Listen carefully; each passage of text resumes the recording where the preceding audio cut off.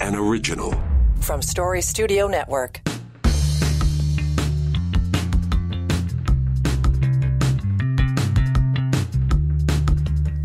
Well, hello. Here we go. This is the final installment of Now and Next for this week. Short week because of Thanksgiving. Always find that that's the challenge, right? We all look forward to the long holiday weekends, but inevitably, got to get all that work done anyway. On a normal week, you do 6 days worth of work in 5 days. Now you do 6 days of work in 4 days. Not complaining, just saying that's how the rhythm goes. Dave Trafford here. It's Now and Next for Story Studio Network. Welcome in. A couple of things I want to bring to your attention. Brand new show that we've kicked off. It's called The Fourth Draft.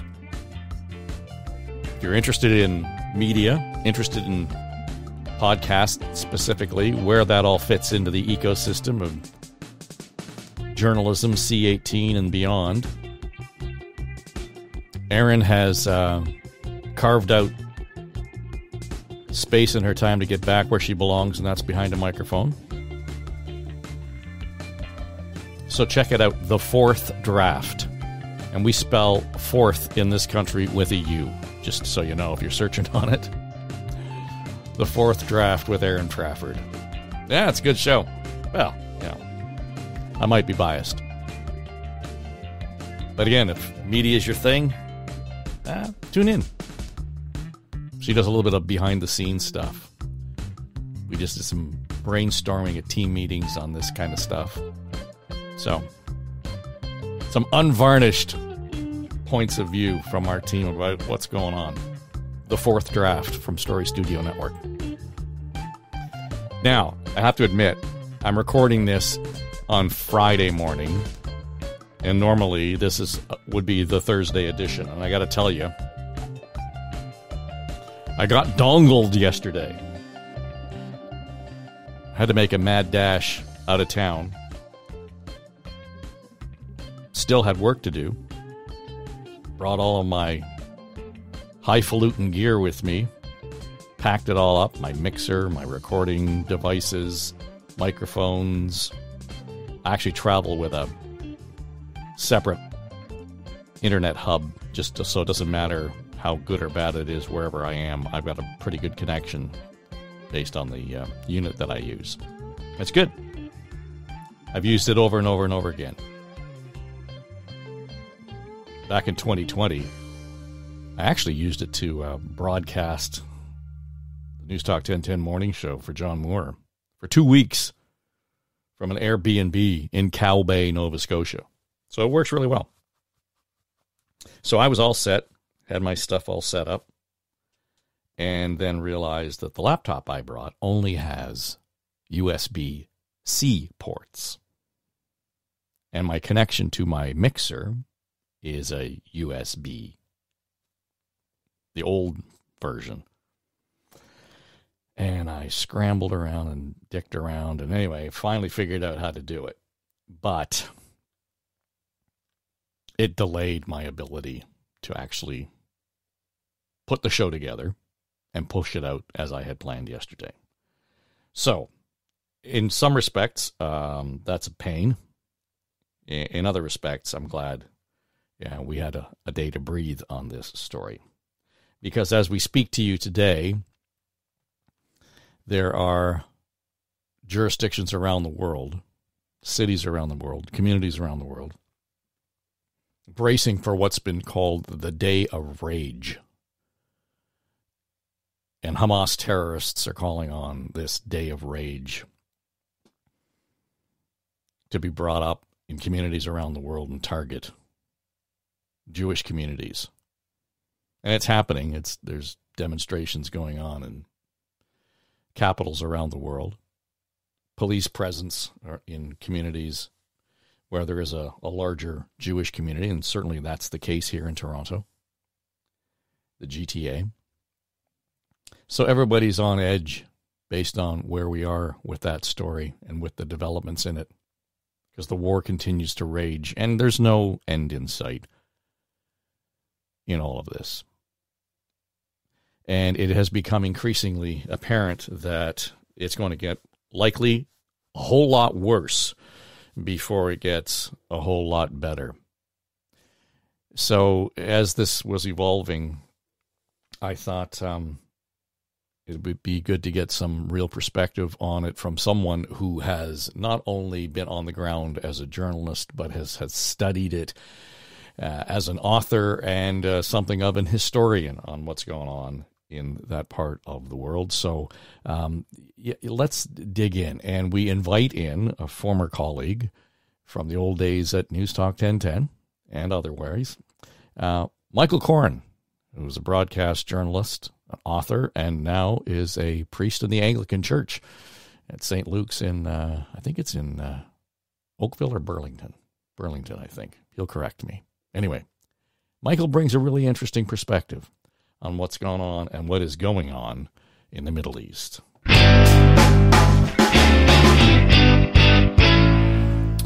It's almost hard to turn your eyes away from what's going on, and I think it's a necessary thing almost. And there's a real difficulty in watching. I said this yesterday, watching the reporters on the ground report on what's going on in Israel and Gaza.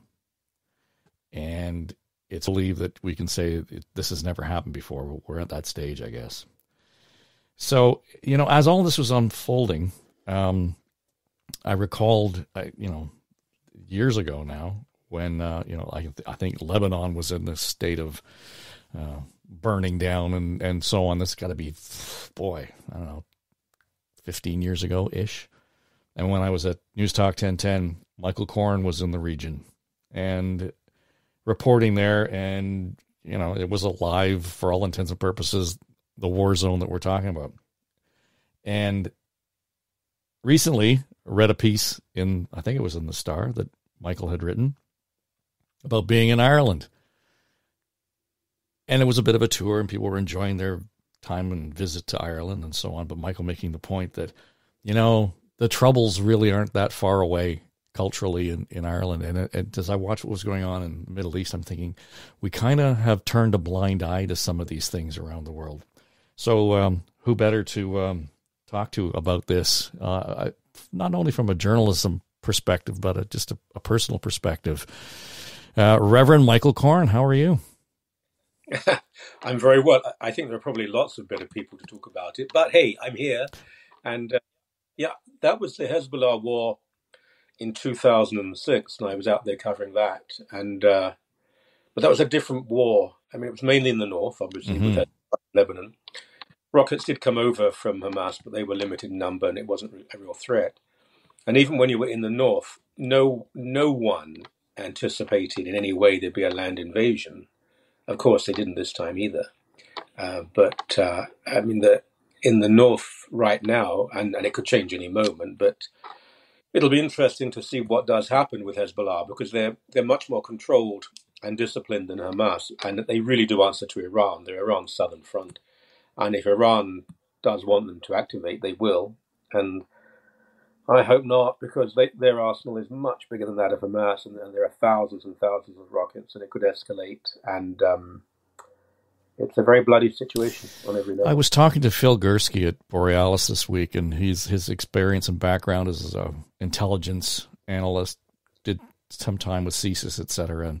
And he said, he had worked as an analyst watching what was going on in Iran. But he said, I would never want to be assigned to Israel or what's going on in Gaza, because there's no end to the thread, so if you will. You're always kind of trying to pick at the middle. Didn't seem to be an opportunity to ever come to an end or a resolution. And as I watch this unfold, I hear the rhetoric on both sides, certainly from Israel right now, saying, our goal now is to go in and completely defeat Hamas, obliterate them. That will be the end of this war. But you know better than anybody that's just a new beginning, isn't it? Yeah, I would advise people don't listen to any of the extreme voices on either side of this. All sorts of people have become experts overnight. I see on Twitter people who I happen to know who have very little military experience, actually, and speaking as though they've just had a campaign to invade Normandy or something. I mean, it would be laughable if it wasn't so painful to watch. Israel can defeat Hamas, and I'm sure they will, and it'll come at a terrible cost, and many innocent people will die. But as you say, all that does is to postpone the next conflict. The open wound here, and let me say, I mean, everyone should, without any reservation, because I'm getting very impatient with this, condemn what happened. This is not a group of people invading or whatever term you want to use, liberating and fighting another military.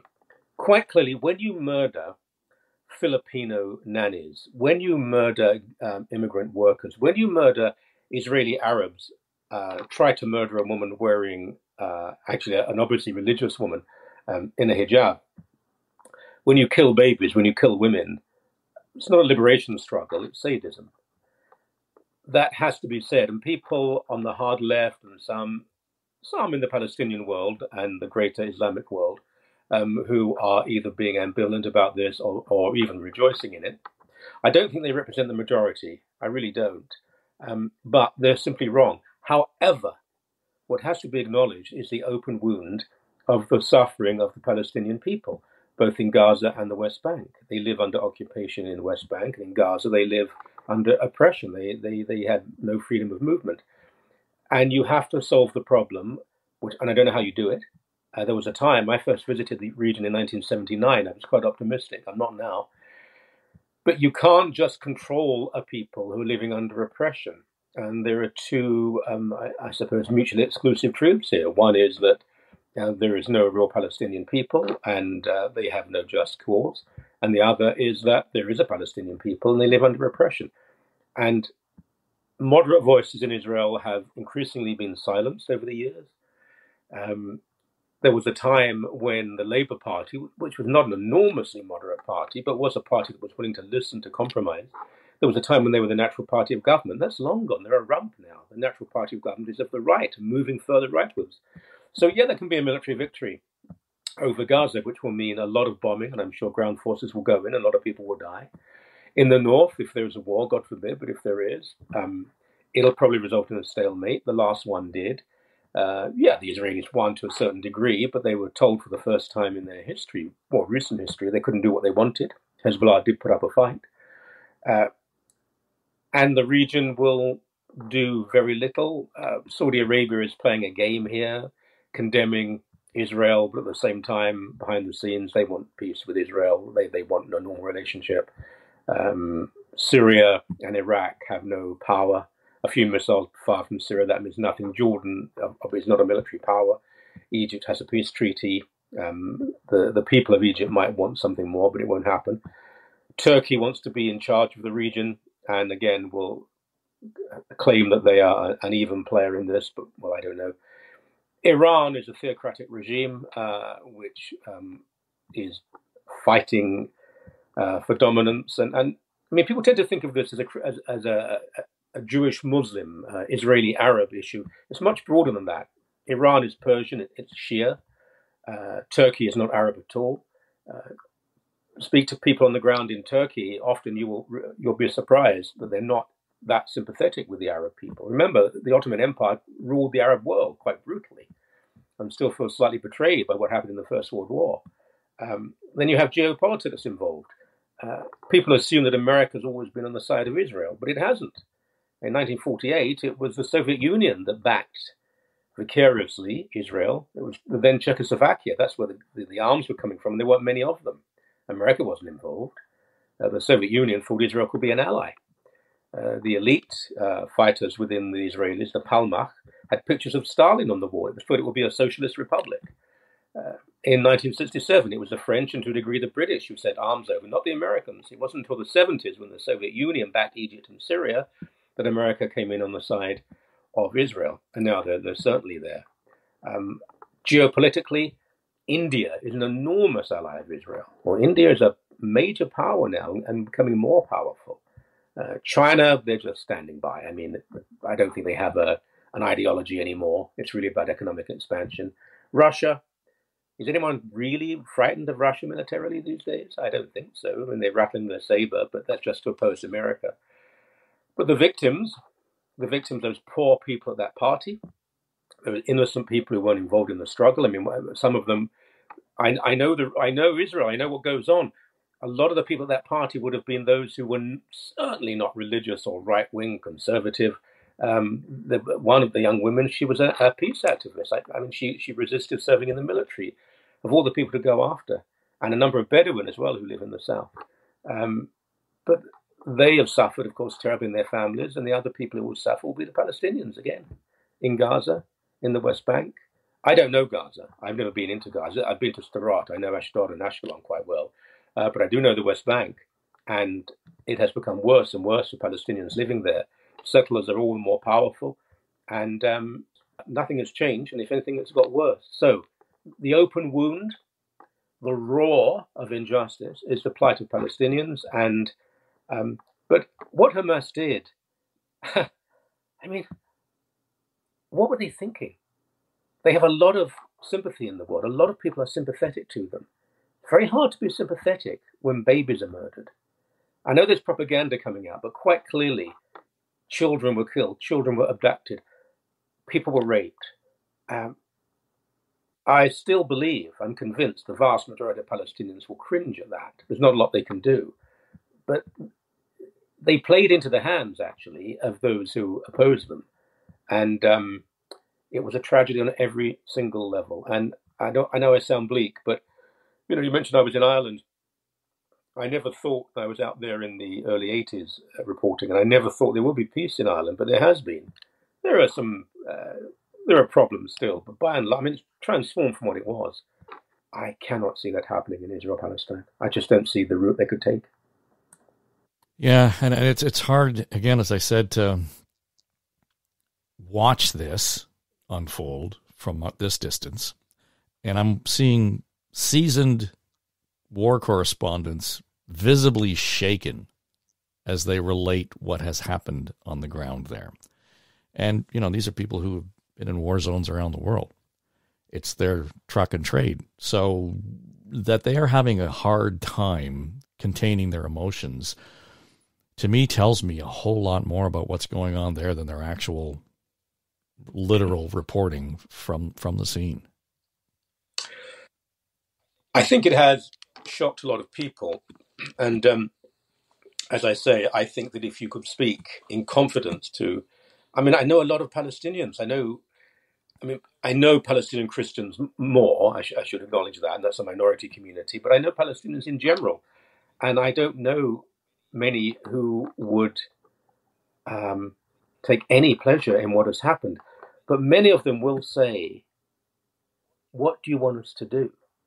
And we get into all these. Is there an ambiguity here? Are you hedging your bets? What are you trying to say? And on social media, if you do this, I mean, all the crazy people get involved. The boycott campaign, the boycott and disinvestment campaign, there are calls to criminalize it, to make it illegal to do that. Well, I don't actually agree with that campaign, but you tell people you must use nonviolence in resisting. So they say, okay, we'll do that. We'll try it. We'll call for a boycott. And then you say, no, we'll make that illegal. You call for elections to take place, which they have in the West Bank, and then you don't want to acknowledge the result of it. There are appalling regimes being supported by the West all over the world and by Russia. So I don't think anyone really has a particularly moral stand here.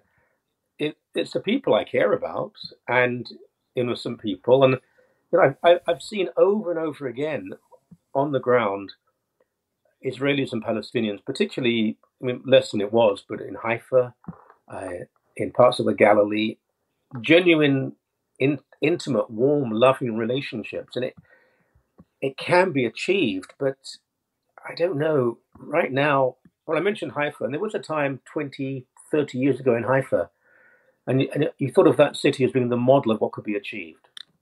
Israeli Arabs and Israeli Jews really seem to get on. There was an acknowledgement there was still oppression taking place in the West Bank and the occupied territories, but we're trying to work together. That's become a lot harder now.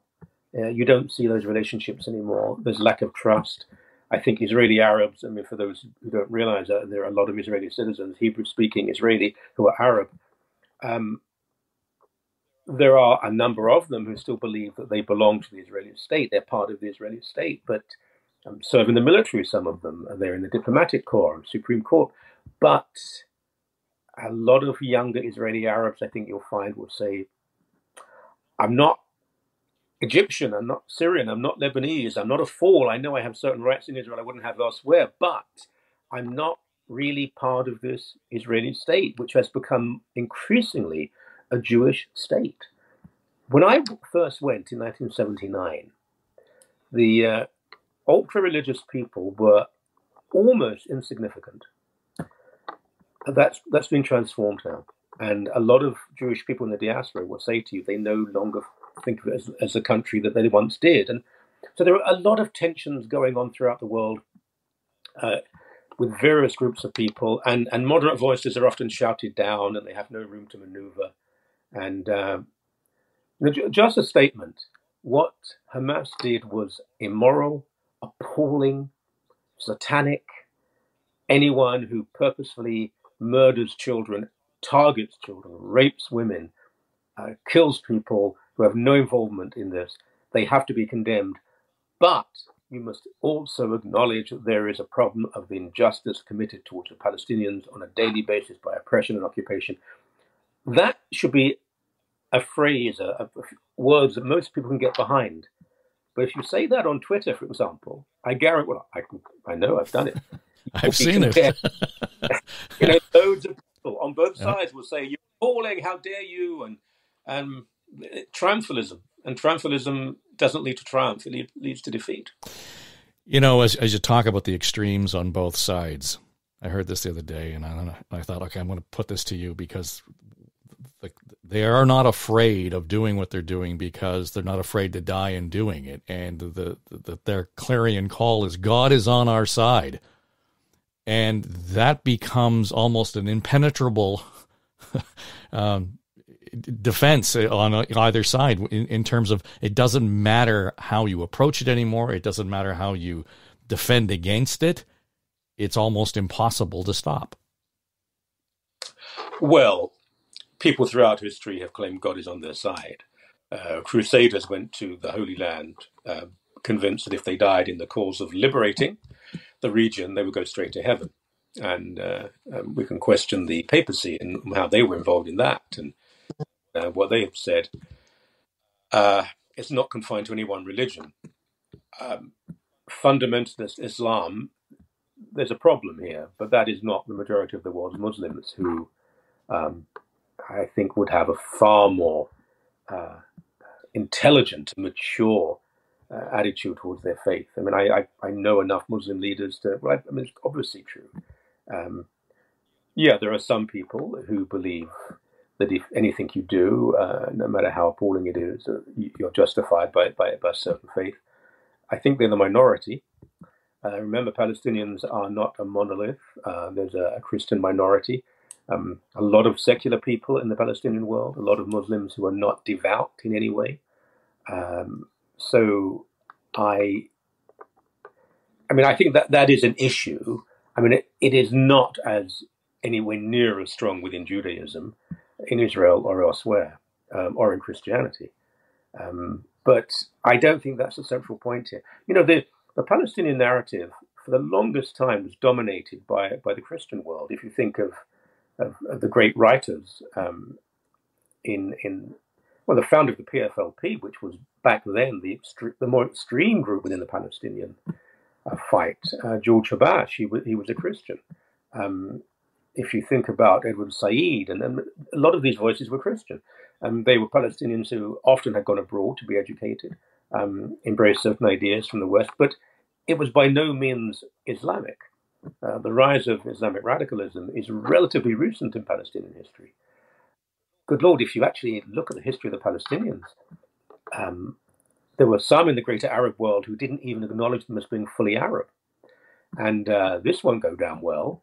But if you looked at the DNA of Palestinians, I think you might be surprised, because a lot of people would argue that when the Romans expelled the Jewish people, first from Jerusalem after the revolt in AD 70, and then from the entire region after the revolt of Bar Kokhba, a century or two later, many stayed behind. And what became of them? Well, I think many embraced Christianity, and later on, I think many embraced Islam. And I think that Palestinians and Israeli Jews actually have far more in common that some of them would like to acknowledge, which is another horrible irony of all of this. There are justified claims, but then you have to throw in, look, if the Christian world had treated Jewish people well, you really think they would have left Paris and Vienna and Warsaw and Odessa and everywhere else and gone to this place miles away they didn't know? Yet the Jewish people do come from that region. There are those who say, no, they're European, it's a converted Central Asian tribe. No, that's not true. I mean, they came from that region. They've settled elsewhere, but they were treated so appallingly. Where else were they going to go? So the Western world has to also, and I think they have to a certain extent, but it's their fault. Jews were not treated as badly in the Islamic world, and they weren't always treated well, but they were never treated as badly as they were in, for example, I mean, even putting aside Nazi Germany that we all know of, what about the pogroms of Russia that took place? Slaughters in Europe, expulsions over and over and over again, and often found shelter, as they did in 1492 in the Islamic world when they were expelled from Spain. So I can't see where you can find a happy place to be. Mm-hmm. And I don't know what the compromise is. Oslo was close to it in a certain way, but now I just don't know. I think you have to acknowledge a Palestinian state. What you do with Gaza, I don't know, because, I mean, it also borders Egypt, remember, and the Egyptians don't want it. And a lot of the people there, probably the majority, are people who've gone there because they've been expelled from elsewhere. The West Bank, I would hope, will be more soluble. I mean, East Jerusalem should be the capital of a Palestinian state. But right now, I don't know. Anger is the dominant emotion at this point. And there will be a great deal of suffering. But it's only postponing what will happen again in some form. And if you have an open wound of injustice, unless you heal it, it's not going to go away. Well, unlike what's going on in Ukraine, I think that the brutality of the circumstances in Israel right now, and I made the point off the top, it's hard to watch. It's hard to look at.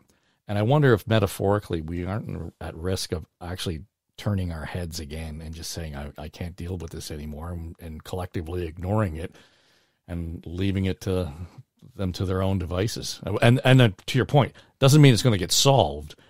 It just means that to our whatever, we're going to end up ignoring it rather than being active and involved in however the outcome plays out. Well, I think that could be true, but we have turned away from the suffering of Palestinians for the longest time.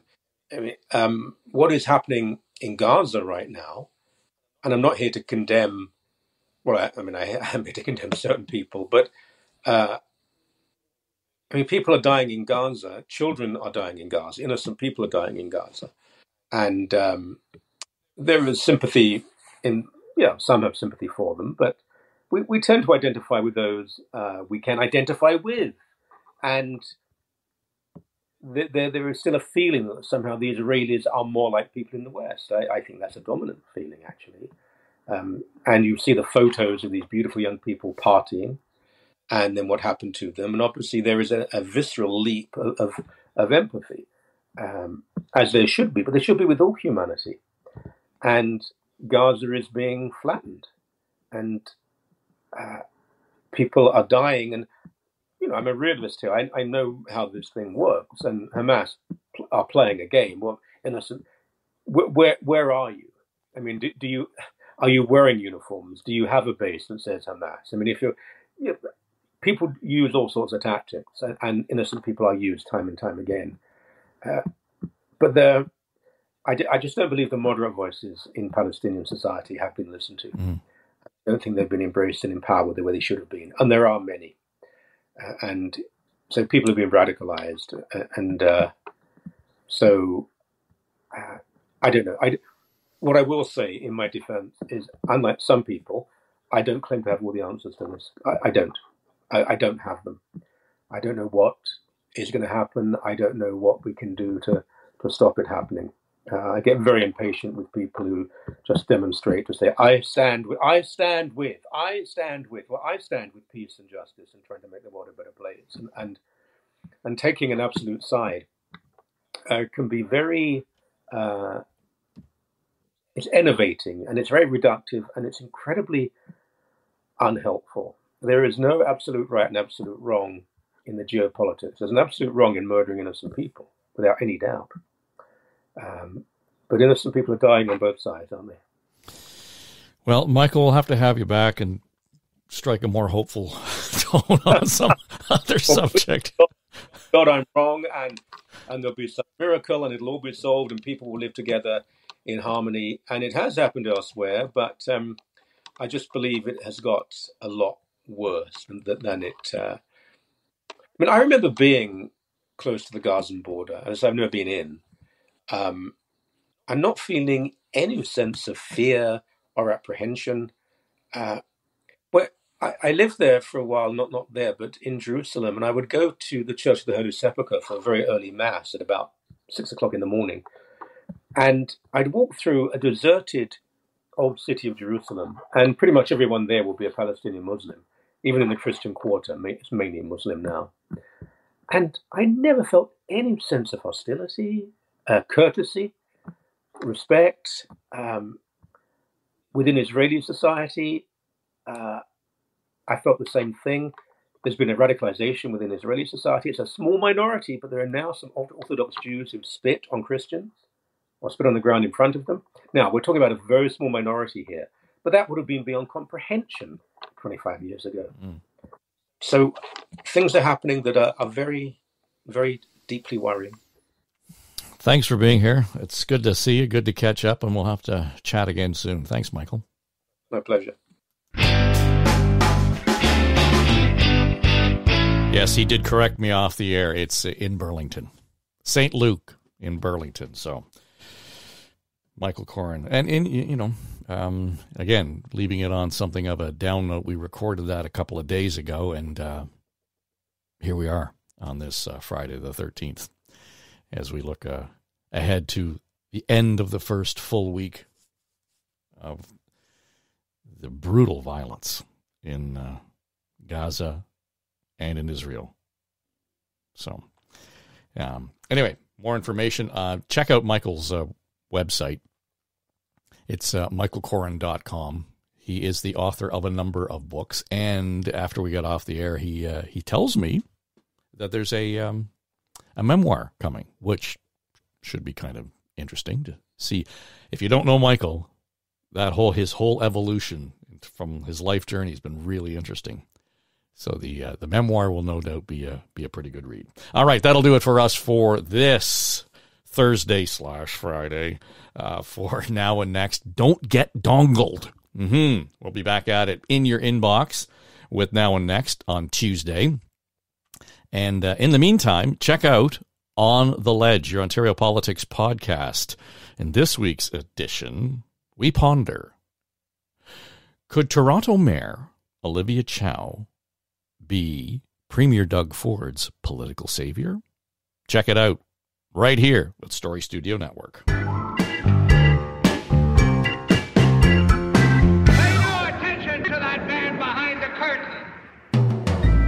Now and Next is produced by Becky Coles. Our production manager is Jamie Nickerson. Audio editors are Mike Trutler and Drew Garner. And our sonic logo designer is Greg McDonald. Our executive producers are Dave and Aaron Trafford.